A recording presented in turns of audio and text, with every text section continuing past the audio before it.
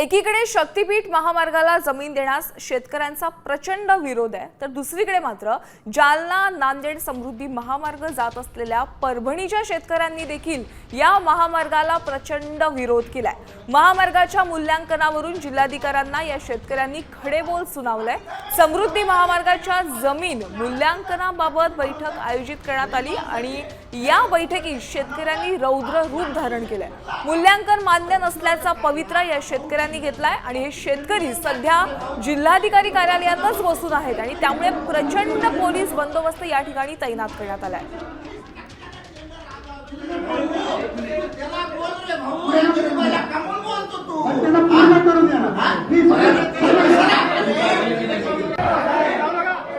जिल्हाधिकारी श्री अचल गोयल यांनी 9/6/2023 की जी मीटिंगच झाली नाही अशी खोटी मीटिंग दाखवून आमची शेतकऱ्याची दिशाभूल केलेली आहे।